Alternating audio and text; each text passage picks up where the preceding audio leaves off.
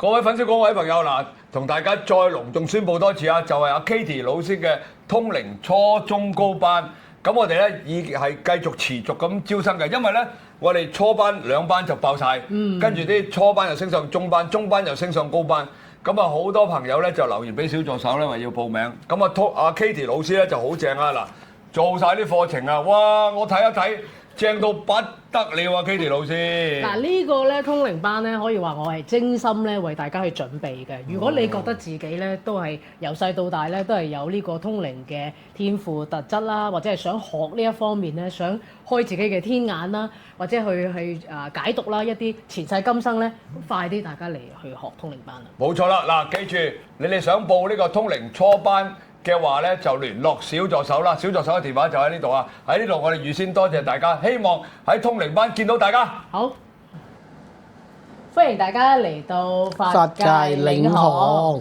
今日咧好開心喎！今日阿 Sam 哥又嚟到我嘅頻道咧，大家都好中意聽阿 Sam 哥分享下分享咧靈異鬼故嘅故事喎。咁上一次都聽咗你分享好幾個故事，都好精彩喎。係啊，有冇嚇親你啊？冇，應該唔會嘅，你好正面嘅。我唔驚陰靈嘅，係啊。咁但係咧，其實聽咗咁多阿 Sam 哥嚟分享啊，其實你係咪一路都知自己係敏感體質嘅？即係好容易啊？唔知啊，完全唔知啊！我淨係覺得，尤其是細個陣時咧，哇！成日見呢啲咁嘅嘢，咁後尾大下好似又冇乜點見，咁就覺得心安啲咯。但係總係有陣時會感到一啲怪異嘅感覺啊！嚇，會有嘅。你其實係真係敏感體質喎，即係好容易會感覺到啲超感知，即係解釋唔到嘅嘢啦。因為通常咧，嗱，即係前嗰幾集啦，如果大家都有聽過阿 Sam 哥嘅分享咧，大家都知 Sam 哥嘅天賦好厲害啦，佢嘅讀心術啊，共感到咧，係你話俾我聽啫，讀心術。共感到咧好多咧，因為佢作歌㗎嘛，作詞係共感到啊，即係好多咧，我哋有時都想阿 Sam 哥作啲歌俾唔同嘅朋友咧，每一次你寫歌都好寫到嗰位嘅托賴係做到嘅，咁我又好開心嘅，係。呢個真係好犀利。因為我覺得有陣時寫歌都係一種心理醫生嚟嘅。當然啦，音樂係可以治療。係啊，當你可以將佢嗰個人嘅情感發泄咗喺張紙上邊，文字上邊咧，你會療愈到佢某方面嘅一種遺失啊，或者缺失啦。咁我覺得能夠令佢舒服嘅更加好啦。其實咧音樂好多人都知道可以治療人心啦。其實咧歌詞仲多咗一重嘅意思喎，即係有時一首歌咧，歌詞係可以賦予佢有好多唔同嘅生命力啦，或者將嗰首歌嘅層次再 level up。你講得非常之啱，我絕對贊成。因為即係我哋都自己屬於係比較敏感體質啦。其實敏感體質咧，好多人都會諗啊，係咪即係好容易通靈啊？見到啲奇怪嘢，其實唔係咁敏感體質唔係指呢樣嘢咁簡單，係指可能有啲人咧對情感佢會比較細膩啦，或者可能佢比較感知啦，即係會比一般人可能會 feel 到更加之透徹啊。我個喜怒哀樂，我諗都係比較敏感一啲嗰啲人嚟嘅，即係易喊易笑啊，易觸動嘅情緒㗎。咁當然都會控制到，但係尤其是係呢幾年啦嘅人經歷過個雙眼失明啦，又重見光明，一個好大嘅轉折啦，所以令到自己由高山低谷都好似遇過咁樣，所以嘅情緒有陣時都波動都幾厲害。不過最近慢慢改善咗啦，因為遇到好人好事都好多，包括阿 Katie 老師啦。咁樣啊 Sam 哥，因為其實大家都留意咧，我都覺得阿 Sam 哥你咧氣息上咧越嚟越光彩喎，即係每一次嚟到咧，你好似個樣都光亮咗咁樣。係咪啊？係咪有冇開心咗啊都？開心咗，可能接近咧得你哋多，同埋咧，我諗最主要咧係因為我開始寫下我有我風騷，即係寫俾祖哥嗰首主題曲，同埋我又寫咗個法界領航俾 Katie 老師咧，呢啲可能都係菩薩保佑啩，我諗有少少。我自己都有一個心願嘅，因為一路都好想寫一首歌係第一啦係自己嘅歌啦，咁而家真係寫到一個係好代表有個雛形啦，有個雛形啦，雛形啦嚇，即係代表法界領航嘅歌啦，寫翻自己少少嘅故事都好感人。咁事不宜遲啦，今日阿 Sam 哥你帶咗個靈異嘅，又係關於你嘅靈異故事喎。我其實帶咗個古仔就嗱，咁就唔係我靈異故事嘅，我都係聽翻嚟嘅。不過呢個人咧，我係間接上識得嘅，咁係一個以前一個好紅嘅酒廊女歌手，當時嘅酒廊女歌手，而家都會間唔中出現喺TV box 入邊嘅電視箱入邊嘅。咁呢個女歌手咧叫咩名我就唔開名啦。咁你知啦，以前90年代咧都好興有啲酒廊歌手被邀請到去外埠嗰度叫做酒埠登台啦。咁當然請電視藝員嗰啲更加重酬啦。但係酒廊歌手如果唱得好咧，嗰邊都好無人歡迎嘅喎。咁咧今次去嘅地方咧就係馬來西亞，已經唔係第一次去㗎啦。咁去親馬來西亞咧，佢哋都會馬來西亞邊度啊？都係好高嗰個酒即係嗰個啦嚇。我想講咧，好多嗰邊好慢㗎，係啊。我係馬來西亞華僑啦。係咩？係啊。唔怪之有少少口音咯。咁咧，我出世就喺香港嘅，爸爸咧係馬來西亞檳城嘅華僑啦。咁爸爸都而家都喺香港生活㗎啦。咁但係我哋嘅故鄉喺嗰邊嘅。咁雲頂我係有去過嘅。係啦，真係有去過，係能量上咧係比較陰沉嘅，確實。雖然佢喺個山頂上啦，咁呢個都你今日分享呢個鬼故，會唔會你聽過咧？我就可能聽過你可以，因為其實係關於嗰個地方，大家交換資料啊，交換信息啊。嘅古仔咧相當多嘅，相當多。係啦，咁你不如我聽到你分享先講下因為我講完啦，輪到你講啊，交個波大家互交啊。可以。咁咧嗰個女歌手咧就照一般啦，去到嗰度預備登台啦。咁佢平時咧佢都會有個助手幫佢 book 定啲酒店，因為其實都幾爆嘅嗰個年代啊，好多人走去嗰邊玩啊，或者玩翻幾首咁樣啦。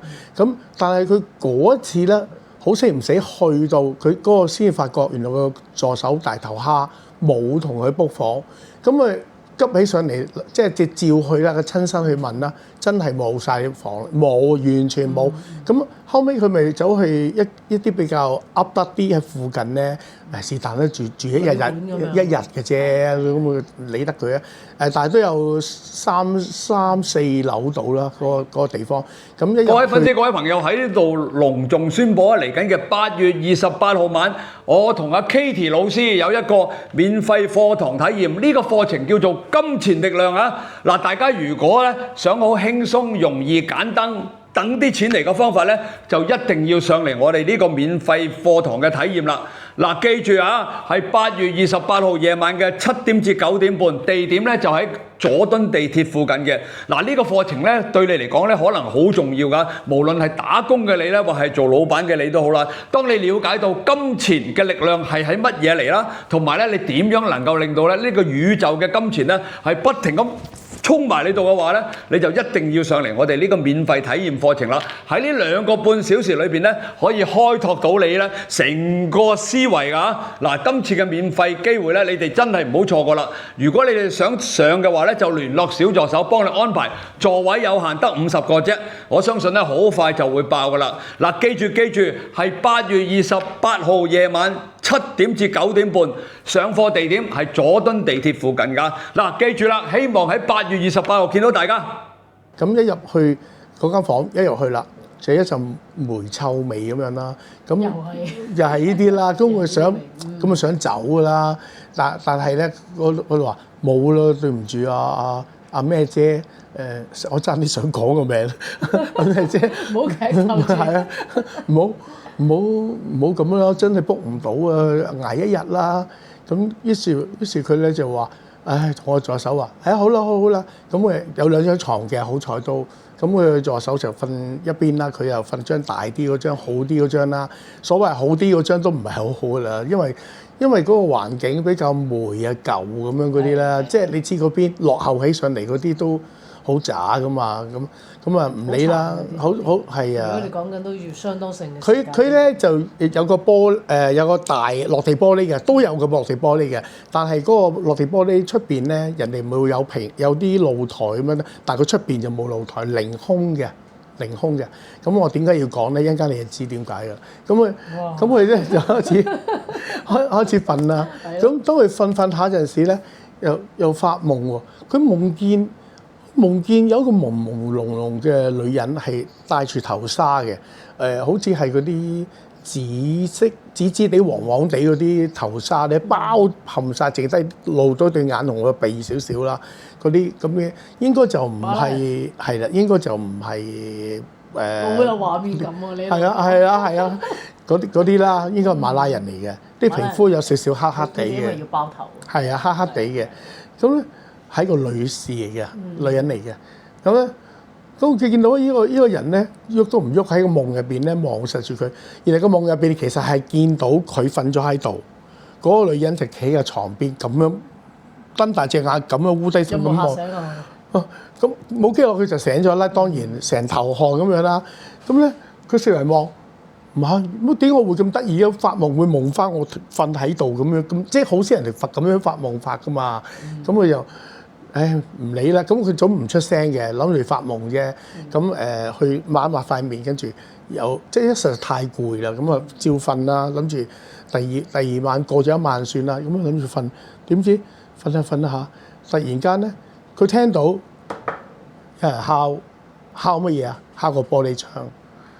咁佢即係醒咗咯喎。咁佢哇咁嘈，點解隔離啊邊個仲喺度死豬咁瞓喺度？佢可以咁樣瞓嘅嗰個女助手嚟嘅，咁瞓到真係流晒口水咁樣，聽都聽唔到。咁佢就咁有個窗簾嘅，咁佢走埋去，邊個咧？係咪有人抌啲即係石仔啊，敲到個玻璃咧？但係唔係話直情係敲咁嗰啲聲。咁於是咧，佢鼓起勇氣，一打開嗰個窗簾，佢就見到頭先嗰個馬拉嗰個女人對住佢，跟住咧今次有動作啦。兩隻手咁樣叉住自己條頸，跟住咁樣，但係冇聲嘅，咁樣嘅，所以佢驚啦，即刻嗌起上嚟啦！一嗌起上嚟，嗰個隔離個助手咧，哇咩事啊？即係戴咗下眼鏡咁啊！咩事？佢，但係佢得嚟咧，嗰個已經唔見咗㗎啦，已經唔見咗一下，閃即係佢都唔知幾時消失嘅。總之嗰紙嗰下已經唔見咗啦。跟住佢就將件事講俾佢聽啦。佢話：不如換房啦。佢話換房瞓街啦。咁嗰陣時因為成3、4點啦，點啊換乜鬼嘢房嘅？佢話一係就唔好瞓，唔好瞓，等到天光啦。等天光啦，最好就係呢個方法啦。咁於是咧兩個咧就你眼望我眼，望到差唔多4點幾陣時咧，嗰個女仔話：哇唔得啦，真係頂唔順，我真係要瞓啦。自己唔理咁多。因為嚇嗰個係嗰個女歌星啫嘛，唔係佢啊嘛。嗰個女歌星咧就瞓喺張床嗰度，諗住擘大對眼等天光啦。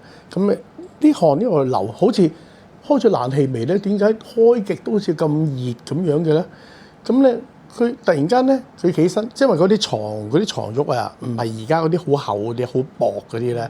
佢見到個床褥印晒嗰啲汗啊，滲晒、濕晒咁滯。佢話：哇乜我咁大汗嘅咩？咁咪望個額頭係真係好多汗喎，個背脊又唔好多汗，點會印晒啲汗落去嘅？咁佢覺得奇怪咯，咁硬係覺得有啲嘢咁樣。於是咧，佢就好大咁樣一手咁，嗰啲床褥啊，一手就可以推得開嘅，跌咗落地下嗰啲咧，好薄嗰啲啊。咁跟住咧係嗰啲揭得開嗰啲床嚟噶嘛。咁於是咧，佢鼓起勇氣一揭，咁你都知道係乜嘢啦？佢見到頭先嗰個包頭嗰個女人，原來喺個床入邊俾人勒死咗啊！即係嗰啲唔知用嗰啲頸巾咁樣勒死咗喺入邊。